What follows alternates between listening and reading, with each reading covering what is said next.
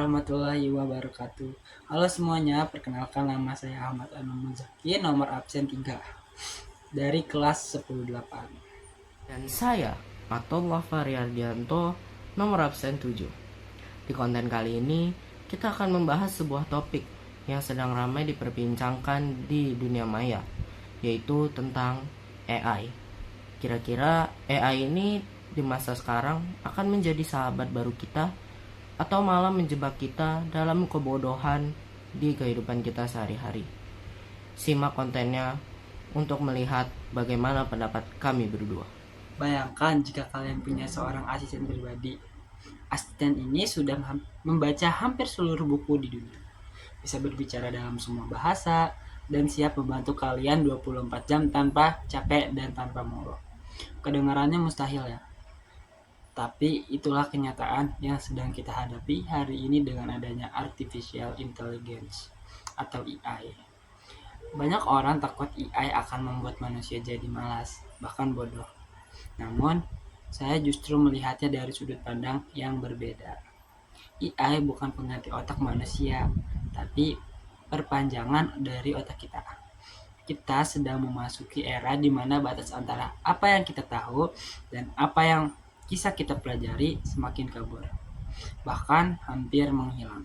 Di sini saya akan menjelaskan poin pertama, demokratisasi ilmu pengetahuan. Poin pertama adalah demokratisasi ilmu pengetahuan. Dulu kalau kita ingin belajar topik berat seperti quantum computing atau strategi permasalahan global, kita butuh kuliah mahal atau akses ke buku dan jurnal yang tidak semua orang punya. Sekarang, AI berperan sebagai penerjemah informasi yang kompleks. Kita bisa meminta AI menjelaskan teori tersulit sekalipun dengan bahasa yang sangat sederhana. Bahkan dengan perintah seperti jelaskan seolah saya anak umur 5 tahun. Artinya, hambatan untuk belajar atau barrier to entry itu sudah runtuh. Kita bisa menjadi generalis, orang yang memahami banyak bidang dalam waktu relatif singkat. AI juga mempercepat proses kurasi informasi yang biasanya memakan waktu berhari-hari, menjadi hanya hitungan detik. Poin kedua, kolaborasi kreatif dan problem solving. Poin kedua, AI adalah partner brainstorming yang sangat kuat. Pernah mengalami blank atau page syndrome saat kita ingin mulai menulis atau berkarya, tapi tidak tahu harus memulai dari mana? AI bisa memberikan 10 ide kerangka atau sudut pandang berbeda sebagai pemicu awal. Ini bukan berarti AI yang mengerjakan tugas kita, justru AI memicu sinapsis di otak kita untuk berpikir lebih luas dan lebih dalam. Dengan bantuan AI, kita tidak lagi menghabiskan energi untuk pekerjaan teknis dan repetitif. Energi otak kita bisa dialokasikan untuk hal yang lebih tinggi, seperti inovasi, strategi, dan pengambilan keputusan. Jadi, secara teori, kita punya semua alat untuk menjadi manusia paling pintar dalam sejarah. Namun, di balik semua potensi itu, ada risiko besar jika alat ini digunakan dengan cara yang salah. Di bagian selanjutnya, rekan saya akan menjelaskan bagaimana AI justru bisa menjadi bumerang bagi otak manusia. Memang terdengar indah, bisa tahu segalanya dalam sekejap mata. Tapi jujur saja, berapa banyak dari kita yang menggunakan AI untuk belajar dan berapa banyak yang menggunakannya hanya untuk menyelesaikan tugas? Ada perbedaan besar antara mendapatkan jawaban dan memahami proses.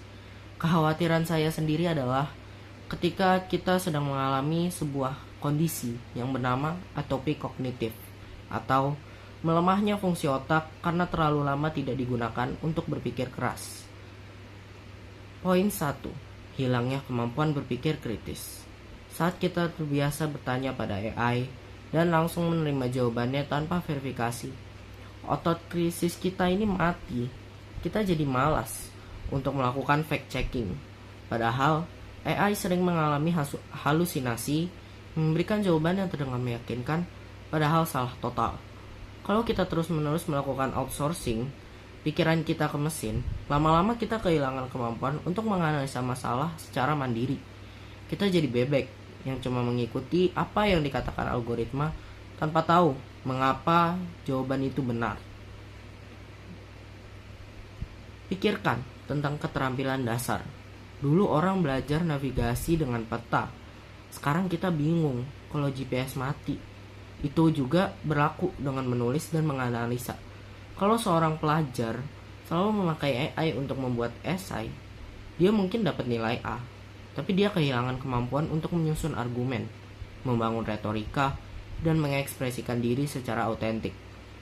Hasil karya yang dihasilkan AI itu rata-rata karena diambil dari masa lalu. Kalau kita cuma bergantung pada AI, kita nggak akan pernah menciptakan sesuatu yang benar-benar baru. Kita hanya akan memutar ulang ide-ide yang sudah ada sebelumnya, dan kita jadikan konten baru atau bahan karya baru yang dimana itu sebenarnya udah ada di masa-masa sebelumnya. Pada akhirnya, kemudahan seringkali menjadi musuh dari ketangguhan mental. Kalau semuanya serba instan, emangnya kita masih punya daya juang untuk memecahkan masalah yang tidak bisa dijawab oleh AI? Jadi kesimpulannya, AI itu seperti mobil. Dia bisa membawa kita ke tempat yang jauh lebih cepat daripada jalan kaki. Betul, tapi kalau kamu nggak pernah jalan kaki lagi, otot kaki kamu itu bakal layu. Kamu tetap butuh kemampuan dasar itu untuk bertahan hidup. Gunakan AI untuk memperluas cakrawala, bukan untuk menutup buku pelajaran kalian. Tetaplah jadi tuan atas teknologi ini, bukan menjadi pelayannya yang hanya bisa meniru. Pintar atau kamu malas? Pilihan itu ada di tangan kalian setiap kali kalian mengetik prompt di layar. Terima kasih sudah menonton. Wassalamualaikum warahmatullahi wabarakatuh.